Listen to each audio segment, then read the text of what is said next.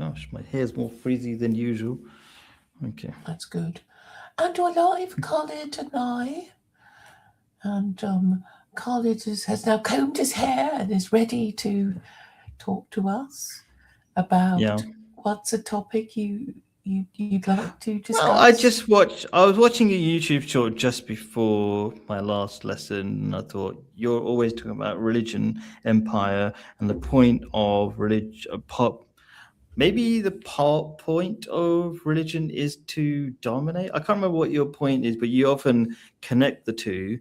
And I thought that would be an interesting topic. And the video was basically saying there have been different empires: British Empire, Roman Empire, Muslim empires, Christian empires, and there's a Zionist attempt at an empire. And the what links all the other empires which are quite different from a Zionist empire is that religious or all the other empires try to assimilate people, make them part of their group, and a Zionist empire seems to be just a destructive empire where it just wants to dominate but not assimilate people.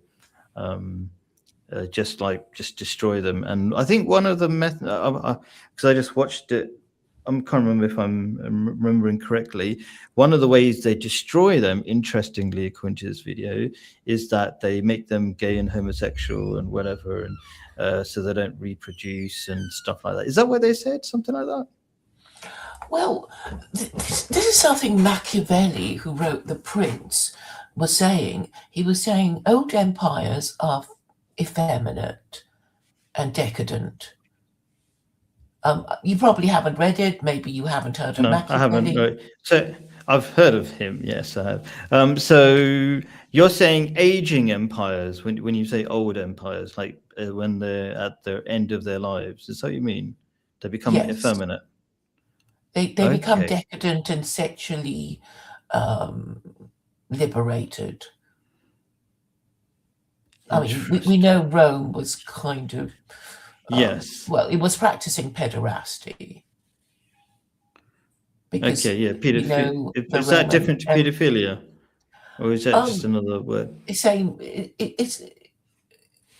the same thing, really, but I suppose with particular application to boys, because the Romans would want to have sex. There weren't women around because they would be very well protected by their fathers and, not allowed to, go about their business. So they had to get their rocks off somewhere. And there came a practice of, the idea would be, an older man would introduce an adolescent male to the ways of manhood in the Roman Empire.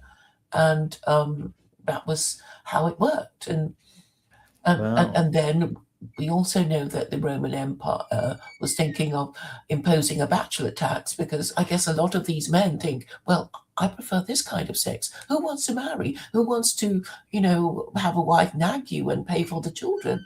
This is the kind of sex I would like to have forever and ever and ever.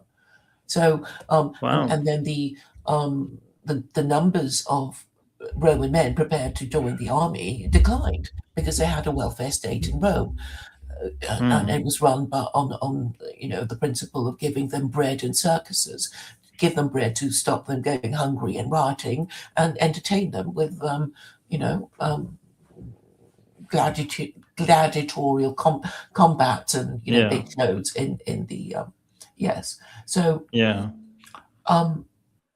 So we can say that successful empires eventually become a victim of their own success. I mean, you can say the Ottoman Empire, it was very successful, but then it became degenerate. It also was okay with gay marriage. And I think historically you can prove a lot of things that they didn't quite obey the Quran with, such as the imperial harem. The imperial harem was just, lots of women smoking hashish, being, permanently receptive to the Ottoman emperor when he chose to decide to visit them, to the Chinese emperor as well. Lots of sex and drugs and overindulging in that. And So basically, we're in the final days of empire. We're basically saying we don't want to be parents, we don't want to have children, we prefer recreational sex that doesn't produce children. And then we can say, Hmm. there's a gig economy. Who can afford to have a child? We don't have a steady job. So the spare money that we have, we can't afford to buy a house. We have to save up God knows how many years just to afford a deposit. So we'll spend our spare cash on holidays and drugs and music festivals and that kind of thing. And oh yes, our student loans that we have to pay back. Okay. So you're saying, are you saying these are just excuses for not having children? Because I think you did build up that scenario and good reason. I mean, good argument for it. That already people are saying we rather not have sex that has consequences, i.e., children, and then responsibilities and stuff like that. And on top of that, oh, now we're poor, we don't need to. I mean, we've got even more reason not to have children. Is that what you're saying? Is Yes, that the the picture you're excuses painting? keep coming, and that Excuses. yeah, yes, Yeah. because I mean there is never a convenient time. When you're young, you want to have fun. When you're older, well, you've got your set ways and your your reasons not to have children because you don't want to deal with teenagers in your 70s, that kind of idea. Um, so you sort of need. Well, I mean, there are plenty of excuses not to have children, and if the government encourages them with environmentalism, saying we're just a blot on the landscape, we desecrate the environment with our litter, our needs for factories and things that we want, we will be desecrating the environment. And so a lot of people are now mentally ill, and the government helpfully says, perhaps you'd like to commit suicide and, save yourself the Can you rewind problem. that thing again? So, okay, so I'm just trying to summarize your points because I do agree with a lot of them. The one reason people are saying we shouldn't have children is because we're a blight on the environment. We're destructive, and having children just makes it worse. We're like a virus, some people say. So I get that. And then what was the thing about how is mental illness growing? Because that's a very interesting point. Are you saying Western governments or all governments are making people mentally ill, or Yes, what were yes, you saying? yes, of course it's making us mentally ill. You know, imagine yourself as a child and then you suspect that your parent doesn't love you and maybe even goes to school and says, all you other kids bully my child because he deserves it. Bully my kid because, there's something wrong with him. Who says that? I'm trying to see. Like, yeah, you obviously felt summarizing from some point of view. Can you come back to like nobody actually goes to school. No parent actually goes to school with their child and says, "Please bully my child." So you're trying to summarize some sort of synthesized idea. Yes. Where does it come from? So I would say that the government is doing the equivalent of this when it invites immigrants into Western countries and Like, then forbids white people from complaining and lowers their status if they dare to complain about immigration and, all these other groups. okay, stops them from complaining. I mean, people can complain. Okay, how do they stop them from complaining? Oh, hate speech laws. But it doesn't stop them because it becomes a compulsion. The more you stop them, the more they want to say it. And then they blame Jews, they blame Muslims, all the foreigners that came into their country, right? And they want Okay.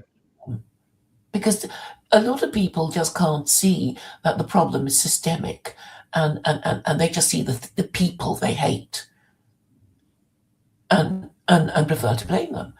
Wouldn't you agree? They I'm talk trying about the to browning of Britain, the browning of the West. see. I do see. Okay, the only people I see be put in prison are people like Tommy Robinson, who can't have a polite conversation, or sometimes do, but then okay. they're the kind of the only time they actually go into prison is when they incite violence. That's a different thing, and so you can call it hate speech. But you can have your opinions in England, for example, can't you? You can say, "I Oh, think that people we get shouldn't." jailed for it. Yeah. Sorry. Lucy Connolly went to jail for her views. Do you Okay, tell me remember about her? what happened with her. No, I can't remember who. What happened with her Well, there are quite situation a few of in them, this. but the point is I think Lucy Connolly was the wife of this conservative councillor who said, um, I think she said she didn't care, if Muslims got hurt because they'd been, raping the local women, something That's like that. stupid because it's not true, right? Okay, in some ways it's partly true, but there's probably lots of white people doing the raping as well. And statistically, we might have discussed this already. It's mostly white people doing the raping because the Muslims are more likely to be in marriages and having sex anyway. So there's no logical or less logical reason. So she's just saying stupid things, and maybe she needs to go to prison for, you know, causing trouble, inciting violence based on stupid arguments, right? So I don't Yes. think that's not stopping people from saying, oh, it's not fair or something. Like, if have a reasonable argument, don't just make blanket nasty arguments about a whole group of people. Is Well, I mean, maybe the fair the enough. the, the Muslim grooming gangs thing is still going on, and there are people who What's going genuinely on about believe in it? it. What's going on about it? Like, people are still talking about it, even though it's old Yeah. news and it's been debunked. Hmm. Yes. Is that what you mean? But Okay, but so yeah, sure. they will never, you know they will just say, it's true because, look at the names, look at the faces, and that kind of thing. Yeah, whatever they've been told, they read it. Oh, there's a name of a person who raped that, and then, but if there's like John and Bob turn up and said these are also racist, they're like, oh, forget that. That's just irrelevant. You know what I mean? So yeah, sure, you can ignore information if you want, and if they want to keep doing that for a decade, oh, I don't know how long it's been, then it's up to them. What can you do? Well, I suppose I Well, they think feel really. themselves to be victims, right? Yeah, sure. So then you have And to then it kind of becomes part of their root it. identity. Yeah, it becomes part of it's only become part of their identity because they don't want to deal with their situation of being unemployed. Exactly. Okay, so then we kind of, And so they we can't can make decide fun whether of they them. hate Jews or Muslims more. Yeah, so we can make fun of them and say like these are silly people who just ignore facts and keep repeating the same thing for like I don't know how many years, or we can try to help them. I don't know, Yeah. talk about And and yeah, yeah. and I think amongst Muslims there are two schools of thought. Like, do we really sell them Sharia, or should we just keep our heads down and shut up about it? Because, should we be brave or cautious? I don't know if it's that of those are the only two options. I think most Muslims like to tell other non-Muslims about their religion. Some people do it on a live stream. Some people do it very quietly just by giving food and being nice or whatever. So there's a whole spectrum there. I don't think they're particularly trying to be quiet or scared. I think Muslims used to be more quiet about their religion maybe when I was growing up, because we had a lot of racism and what people call packy bashing. We'd get beaten up for Hmm. it, right? Hmm. But that's kind of turned on its head now because Muslims are very popular, a growing number. I remember there They was a become place. mayors. Yeah, they become mayors. Literally, the last place I lived in London. So, for people who don't know, I live in Jordan at the moment in the Middle East. But the last place I lived in, my auntie used to live there 20 years before and had her window smashed in because she's Pakistani, right? And now the whole Hmm. place is just controlled by Pakistanis. Like, when I say controlled, Ahmed, you've been to some of the barbecues that Ahmadi Muslims organize. Hmm. So we would hold we held barbecues. Uh, so this is trying to explain how Muslims control things now. Not even They're wittingly. going to hate you for that too, right? They Yeah, hate you when a you're their little bit, escapist, and they hate a you for little bit. controlling things. No, no. So okay, let me just quickly explain it. So we would hold public free barbecues, the Muslims, Ahmadi Muslims, my kind of Muslim, and everybody would love it except for one or two people, and the one or two people would, or if maybe even one person and her forced friends, as it were, she was supposed to be like the neighborhood community leader, and nobody wanted to go to her rubbish barbecue. This was during, like, people were organized, supposed to be organizing barbecues, because in England we've got this thing that they call it, like, every time, I don't know how it works, like they call it Diamond Jubilee, blah blah blah, something. Every Street time the parties. Queen, street parties based on the king becoming the king, or the Queen being alive for another 5 years. I don't know how it works, right? But Yeah, I mean, every Americans call it block parties. block parties, like official time to party. So we were all told, organize your street parties. We will allow it. You're allowed to even block off the streets at this time of the year in England, right? So naturally, the community leader, who never you've never heard of, right, would try to organize one, but she couldn't.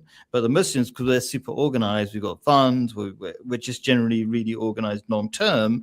We can just knock one up easily, because we've got people who are always working on volunteer events, volunteering for different things, and we have a central system where we're continuously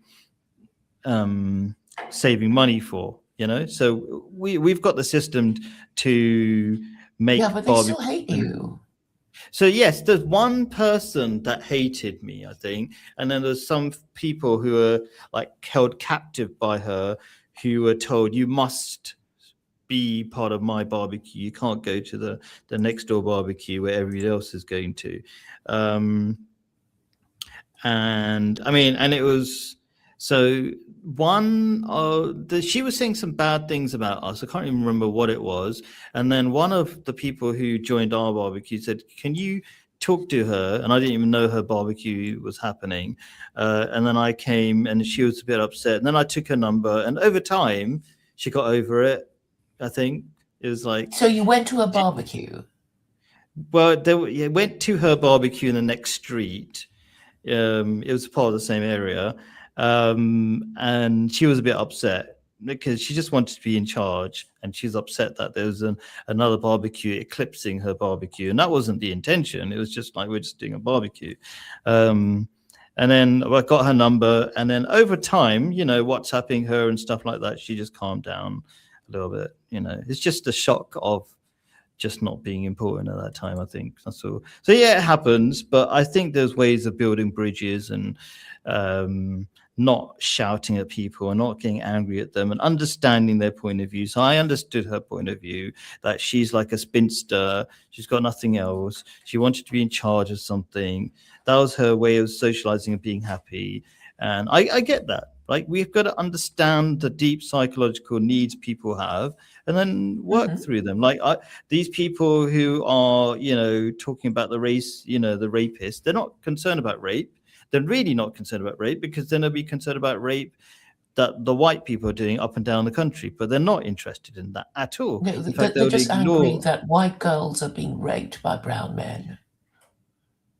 They're partly that, but they're just angry. That's not really what they're angry about. They're angry that they're unemployed and they've got nothing to do, and all the brown people are getting all these good jobs and being successful. They're having kids and they're looking happy, and they want to be happy, but they don't want to be Muslim because it's too foreign for them. It's too much of a leap for them. Do you know what I mean? Like, doing something that's unusual for them, like trying new food or something. Well, So that's what the problem is. I mean, do you deny that that's the real problem, that they're unemployed and they're unhappy and they feel like they're losing? Well, the people who join the dissident right tend not to be married fathers, right? Okay. They tend to be unmarriageable bachelors, or certainly men who don't want to marry, and they are aging quite rapidly, and they Yeah. see, you know, um, that their status has been lowered over the decades. And, and, Mm-hmm. and the most proximate cause of their status being lowered as men is Muslims and Jews, who are Okay. treated better by law, right? Yeah. Interesting. I mean, I was thinking about the Jews thing, but yeah, they people see themselves. They see it's a different way of losing. So they see the Muslims of who are simply having families who are outstripping them in all different ways.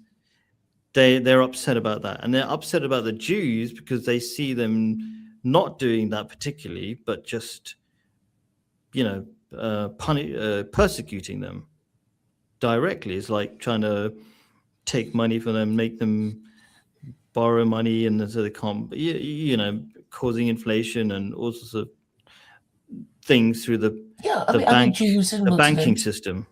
Jews and Muslims are privileged by the law because of, laws against hate speech, terms like anti-Semitism, Islamophobia, you know, what have Okay, they so got? What have but they got but that's I to don't think avoid that's a being good insulted? grouping.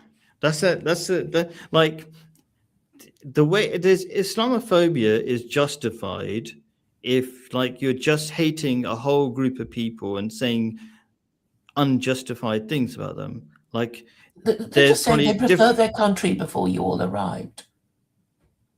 I guess that's what No, they're no, it's saying. anti-Semitism is completely different because um, even Muslims. Firstly, the term doesn't make sense because there are probably more Muslim Semites than there are so-called Jewish Semites. Like the people who are Yes, crying Arabs anti-Semitism are are Polish. Semitic.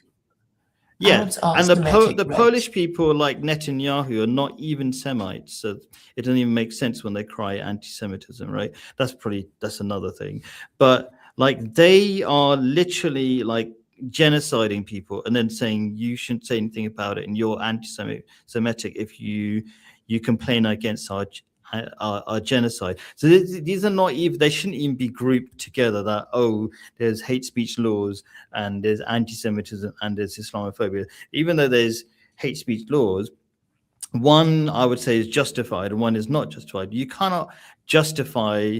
You cannot say anti-Semitism, saying something against our genocide, you're calling us genocidal, that's anti-Semitism.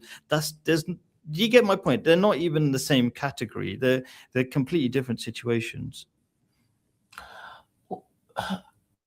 The point is, anti-Semitism is when you say something a Jew hates, and Islamophobia is, maybe arguably the same. But what I'm trying to No, say it's is, not. It's not okay, I because know we're Muslims going are to happy. disagree, but there are No, these but they're not the same perceptions. category. But anyway, go on. It's not. Well, it could be. I'm not sure if it's a Well, perception, I mean, but let's just put it under the the category people of who are the number one anti-Semite apparently at the moment is somebody called Dan Tucker Carlson. Bilzerian.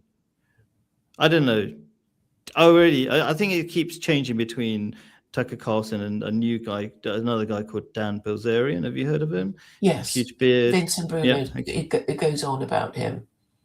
Yeah, so I think he was at one point number one, but and he is quite happy with Muslims, but he's anti-Semitic, so it's like completely different categories.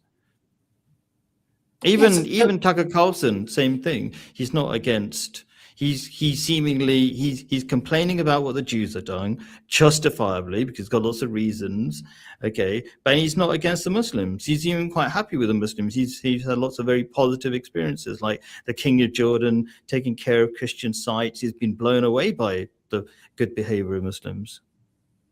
yes, but I'm trying to explain that these terms, these attack words that are used against white people who don't like Jews and don't like Muslims and can't, analyze a situation properly, um, Mm-hmm. that's what it's perceived to be. But they don't have words that protect them, right? They don't have. They can call themselves Christian, but we already know that the liberal establishment doesn't think much of Christians. They think they're stupid people and they should keep sucking it up. So I'm saying, as white people who are neither Jewish nor Muslim, they have no legislation to give them the protected status that they perceive Jews and Muslims to have. Even Hindus have it because, Okay, Hinduism is a like they religion. could. Okay, so there's only protected status when people are being abused. So, like, Muslims are not saying, please give us Islamophobia. They just don't want to be abused. And when they're abused unfairly, then people say something. Anti Semitism, we've already talked about, is a different category. Like, if you commit just genocide, you should be told off about being genocidal. It's not just Jews who commit genocide, but anyway. No, but I'm saying that's how anti-Semitism is seemingly being used to protect so they can carry on being genocidal. So it's just not the same category, and also Muslims don't really want this shield, as it were, or legal shield of. You've got it anyway. But it's whether just you part asked of for being it or not. civil. It's being because people being uncivil, and you need to be civil for civilization to exist. You can't just be, like, I hate you, you should be all murdered and whatever, because you're brown. It's silly, right? And actually, white people have lots of categories that they share with everybody, which is like, equal rights. Women have rights to whatever, and eh, just there's lots of shared rights in society. To say that we don't have any words to protect us, kind of, I don't think is. Well, I mean, who is us? You're protected as Muslims by calling anyone attacking you Islamophobic, but no, I I guess if you're can't. I white can't and just. If I male. misuse the word, then the word will lose value. That's why people don't take anti-Semitism seriously anymore, because they're misusing it. Well, everyone and his dog has been accused of anti-Semitism, but Yeah. when it still had the power to frighten people. Do you see Muslims misusing Islamophobia? Like, Muslims, if anything, are the ones who are out there in speaker's corner engaging conversation. Anti-Semitism is about shutting down conversation. It's the opposite. So Muslims are not really using Islamophobia. They're not. They actually enjoy, like me, we enjoy conversations. We enjoy debating because we know we'll probably win. Yes, so that's why Muslims congregate in Speaker's Corner. But I notice in my most recent visit there that there seems to be an awful lot of Christians, and the Muslims seem to have gone somewhere else. Maybe they go to Oxford Street or somewhere else, where they're not going to be harassed by Christians. But what I'm trying to say is that if you're white and male and you're not Christian, you don't have a protected status that Jews, Muslims, Hindus, and non-whites have. You laugh. I disagree with the categories that you're making, but yeah. Anyway, well, it's actually true. I've just debunked your arguments already, that there isn't a protected what statement. argument have you debunked? I'm just talking about the law, right? So if you want to use the law to protect you as a Muslim, you can say Islamophobia, somebody's attacking me because I'm Muslim. But white people can say that as well. They can say equal rights. If you want to make a phrase. Which white person has ever successfully used any something like that? You own these categories are only coming because like Muslims are being abused, for example. So we're only using the category because people are doing bad things. It's not protected or privileged. It's not a privilege. Yes, it is. If you look it up, if you come under a protected group, you have more privileges than people who don't have this protected status. this is how the law works. I'm not saying it's my I think that opinion. we're going round in circles, but anyway. No, you don't seem to accept that the Equality Act gives certain groups a protected status. So, if you're not white, you get protected status. If you are Jewish or Muslim or Hindu or not white, you get protected status, right? And if you're white and Christian and male, you actually don't get it, even though the Equality Act should give it to you, but you don't. So you'd have to say, well, I'm Sure. transgender, I'm disabled, I'm, whatever. But it's because they don't have a religion. That's what I'm trying to, that's the point I'm trying to make. They disdain to use See, what would religion. see if they want? Okay, by your logic, okay, what would have to happen for them? These some groups of white people would be to, let's say they adopt a religion like Christianity and they actually start going to church again, and then they would have to It wait wouldn't for the give them Muslims. protected status. Yeah, that could only if, because they have to be protected from something, you see. So From being only if, insulted. yeah, so sure. So, but not just insulted, but just insulted unnecessarily, right? So it would require, for example, Muslims to start burning Bibles. But the problem is Muslims wouldn't do that because Muslims are respectful of other people's religions. Okay. So then they wouldn't gain that protected status because there'd be nothing to be protected from. That's the real problem. So these, like, that's why I don't, I'm not really interested in this thing, these categories that you're making Yes, up. but do you not see that it is a status thing? That's why It's they not a hate you. status. We're not Of proud course of it is. Islamophobia. We don't need Islamophobia, right? We mostly we like. Do you see people in speakers' corners saying Islamophobia, Islamophobia, stop being Islamophobic? No, they welcome the conversations and then they logically rebut everything that's being said, and they enjoy it and they make videos and get loads of millions of views out of it. I Okay. do agree with you on that. Muslims, because of their very logical belief system, feel they can win any argument. I agree with that. So Mm, these people have no logical arguments other than turning up the hatred against these protected groups.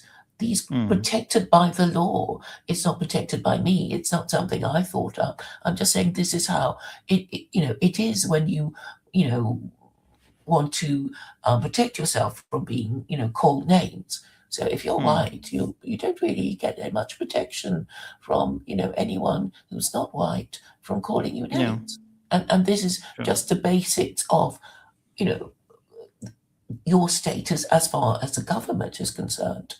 Sure. But I Christians, yes. think they okay, I think really you brought up the most interesting point earlier on is that white people are making excuses for not having children, and the whole status game, well, they were raising their own self-estimate of themselves if they started having children, if they had family that liked them, and they had a clan, and they'll feel good about it. Like they'll be surrounded by people who like them and talk to them, and they wouldn't have to join racist groups to find friends. That's what's really Mhm. happening. If you call it status, or just self value, right?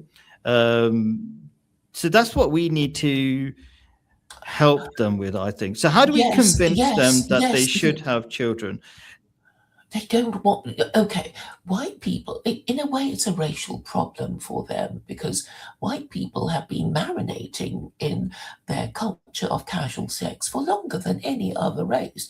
It Yeah, began with the swinging '60s and then the sex revolution, and then it just got freer and freer with LGBT rights, gay marriage, and now transgenderism. So it's progressing towards even more liberation and even more disconnection between sex and marriage and children.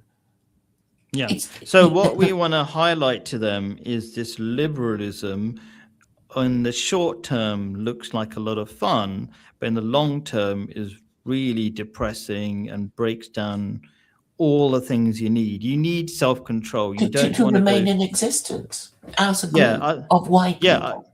yeah. It's like civilization, which is rules. versus Stone Age people, which had less rules.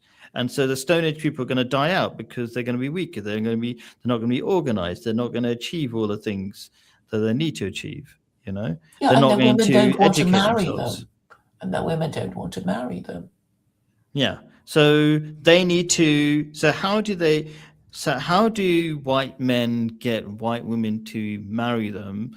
Is to become more valuable. That's the obvious thing.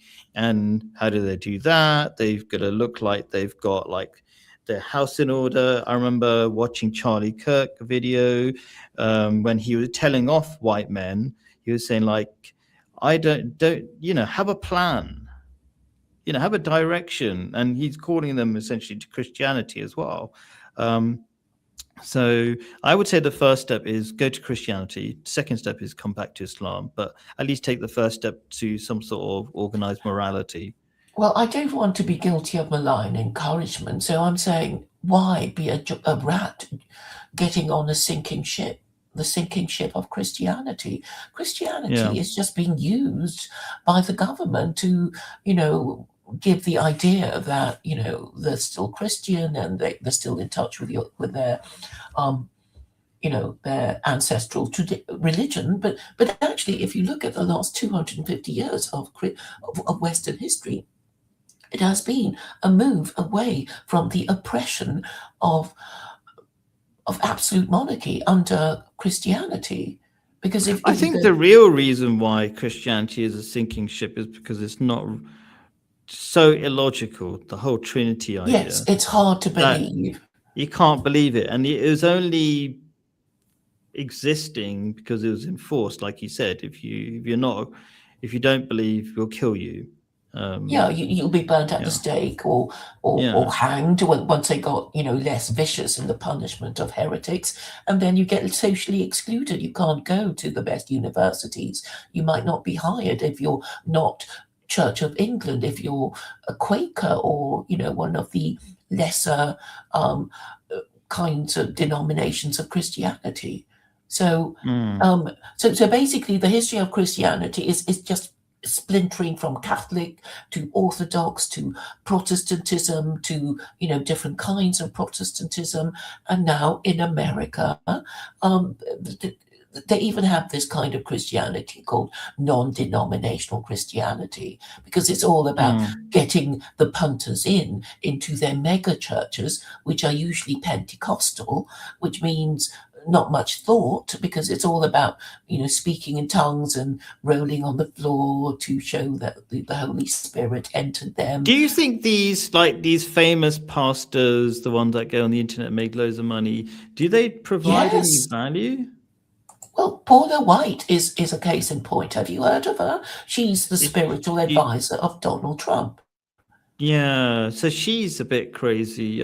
She's just come into my view because she's Trump's spiritual teacher, and she does all sorts of weird things. I can't remember what she said. Like they seem to Well, be she speaks in anti. tongues and she dances and does. Yeah, She's like a voodoo witch doctor, in yeah, my she view. is. She is a voodoo Christian, I guess. Yes. And she said something recently which was very anti Christian, which was like, God depends on human beings. It was so weird. It just doesn't, it's just basically making up a different religion. So I suppose the answer to my question would be these people are just making up a different religion. It's not called Christianity. But then that's the problem with Christianity for such a long time, that it hasn't been Christianity. It's just like, just nothing. It's a nothingness religion. It's like, do anything you want. We won't tell you off because we're scared of losing you. Um, yeah. Yeah, because it hasn't got codified principles.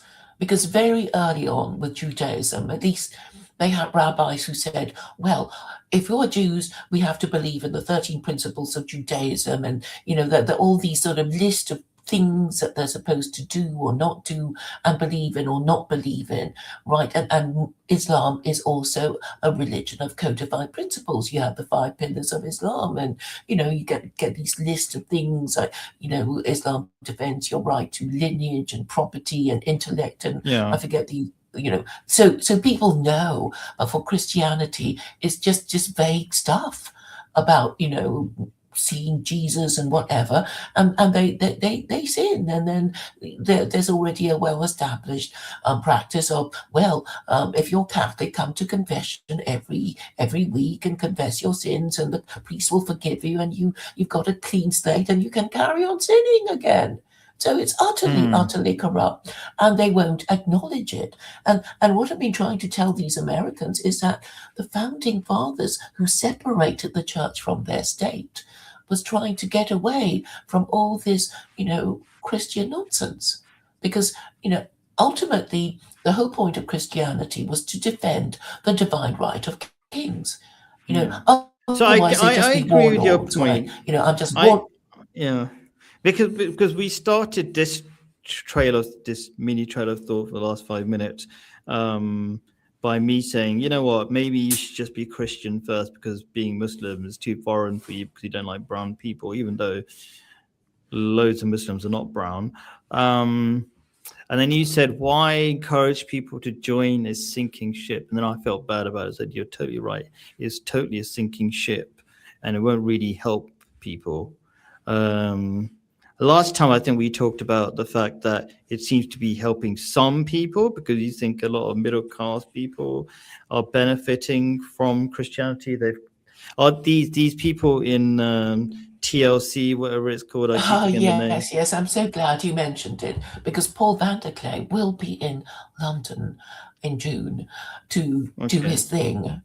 And the Yeah. week after he does it, the ARC, the Alliance for Responsible Citizens, is doing a much bigger conference in Is Pall that like an Mall. atheist one? Atheist group or ARC? No, there'll be people, going on about Christianity and theology and conservatism and stuff like that, but with a particularly anti-Muslim position.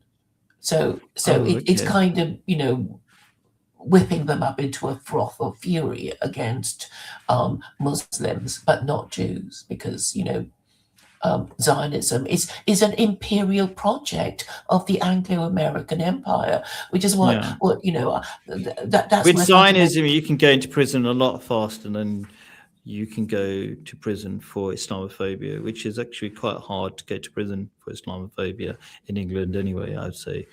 Um, Yeah, because yeah, the so government supports it.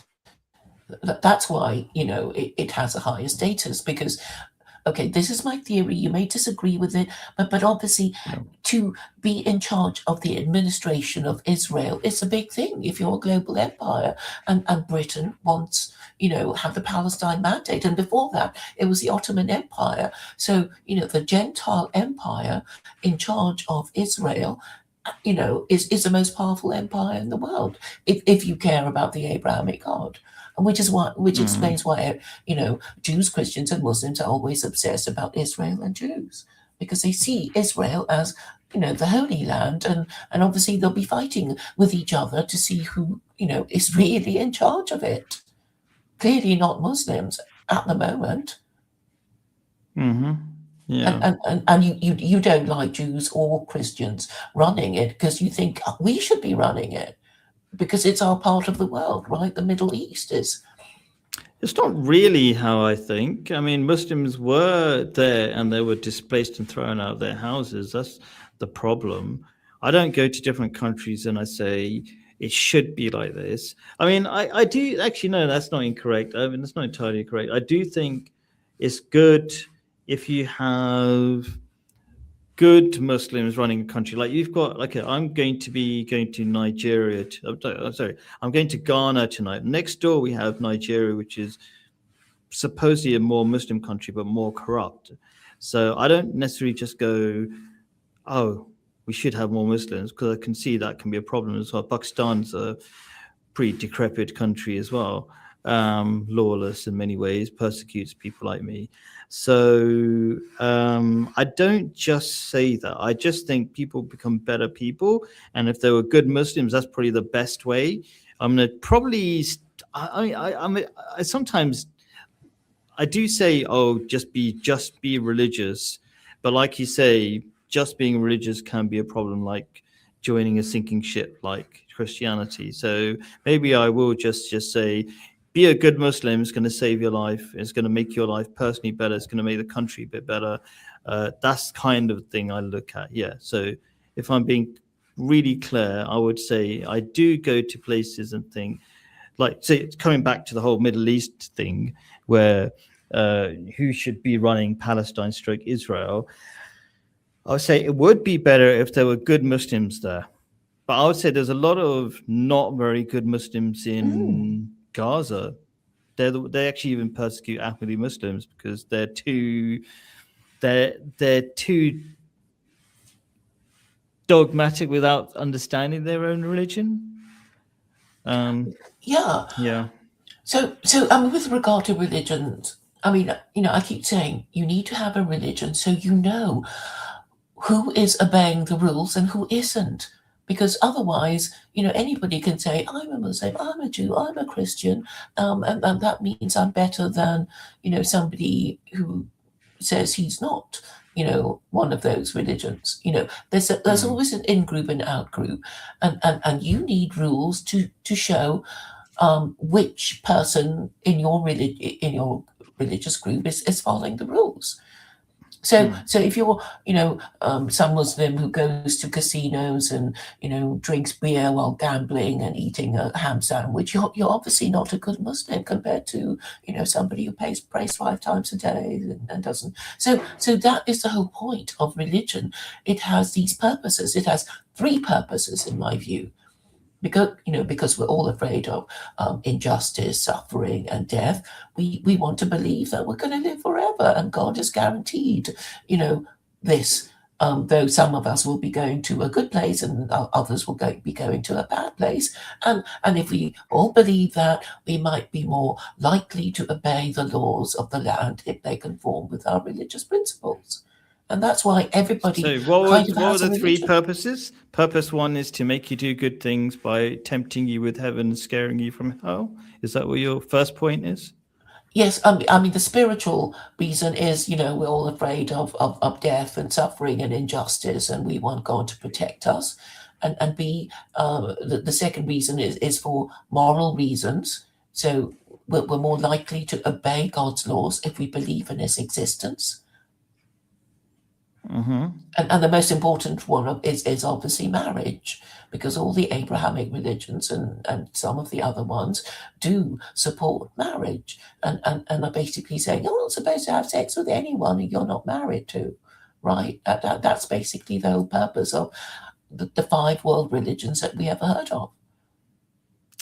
It's I mean, for a Muslim, it's a little bit funny to reduce the purpose of religion to marriage, and but like it's not completely wrong either. I mean, marriage is half of faith, according to Prophet Muhammad, peace be upon him, and you said also believing in God makes you do the right thing. That's a very big part of religion. Just generally doing the right thing does encompass the whole of religion, which is not a bad thing. Just doing the right thing. Yeah, and enticing people to heaven. That's also a good thing for. Also, I think your first point is knowing that justice will be done in sort of way, isn't it? Eventually, Yeah, if not in your lifetime, perhaps in the afterlife. yeah. Because if we don't believe in the afterlife, we won't see a lot of good being rewarded or evil being punished. So that's why this category of the afterlife, of a good and bad afterlife, needs to be created. For the last 5 minutes, maybe worth mentioning that I'm going to Ghana tonight. That's my World War III holiday home project. Will you be Yes, coming back? I'm literally, yeah, I'll be staying there for a whole month. The plan is to scout the country um, and see where would be a place, where could I enjoy a place that doesn't depend on petrol. So I'm looking for beach homes, lakeside homes, or places where they have a lot of cattle and milk and stuff that easy reach. So yeah, that's what I'm going to be looking for. Are you concerned about the petrol crisis? Do you think a lot of people just don't seem to be caring about it, or even like amongst Muslims been waiting for World War III for a long time and expecting calamities. They seem to either think they can't do anything about it, or I don't know. What are you concerned about this petrol crisis, or it's supposed to be getting worse? Well, sort of yes and no. I mean, it's like what in a way, what can you do about it? I mean, the only thing I think I'm doing that addresses it is to just be even clearer in what I'm saying. So if we're all gonna die horribly, or find our rights to be on social media platforms completely curtailed, we need to say what we mean as clearly and briefly as possible How would that now. help against the And I'm petrol saying all the crisis? problems of white people is because they disdain to have. Well, okay, I don't know. I haven't got supplies. I mean, we just hope that America lifts a blockade and accepts regime change, and maybe the Iranians will say we're only going to lift the blockade when you consider regime change, when you consider America adopting Sharia. I wish they would say that. Oh, Okay, I was well, I've thinking said that which to you anyway. regime? Most people think of Iranian regime. You're thinking of American regime change to an Islamic Undergoing form. regime change because they sure as hell need to, because Yeah. Christianity is not going to save them, because as I've been trying to say to these Christians, they only want to be Christian because they want to be middle class, right? Trailer track, don't go to church. So they pretend to be Christian to be middle class. And they regard Islam as the low status religion of low status immigrants fresh off the boat. It's how they think. They can't help it, and maybe it's natural. I don't know, but How is it obviously still low status if the doctors, all their doctors and everything, like I don't know about how it is in England. I mean, sorry, in the US, but in England, all the doctors and whatever are these Muslims.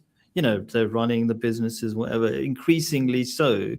And I would say logically so, because they've got stable family values, they focus on the long term, they educate themselves, and they're not committing suicide. So it's only going to grow, and they're only going to take over everything. So how are they going to be low status? How is how's that gonna stick? That idea? because the idea is that these new immigrants assimilate into American culture, which is liberalism and sexual liberation. I mean, Mamdani is basically, as E. Michael Jones says, a left-wing Jew disguised as a Muslim. He's a liberal Muslim. Like I think I wouldn't join an LGBT thing and jump, an LGBT parade and jump up and down. But I can see where he's coming from in the sense that I'm not saying kill all gays. That's all. Maybe that's what he was trying to say. Anyway, that's Well, I'm just saying, yeah. basically, everybody feels they have to submit to the tenets of liberalism, which is basically feminism and sexual liberation and gay marriage and LGBT, which is obviously not helping their birth rates. But then, it's like telling, a patient that, they've got to give up their drinking habit, their drug habit. And they're saying, we'd rather die, thank you. We'd rather die and go to hell than give up our drink and drug habit and our sense of entitlement to, casual sex. That is sadly the truth about most addicts. So it is hard to get out of things you become dependent on. It's true. Cool. I'll have to go to my maths lesson now. So, but good talking to you. That was interesting. Thanks for your time. Thank you for coming. And All right. will I be talking to you when you're in Ghana or not? Yep. We'll be carrying on from Ghana. That'll be Great. good. That's good to All right. know. Catch you. All All right. right. Have a good trip. Thank you. Bye.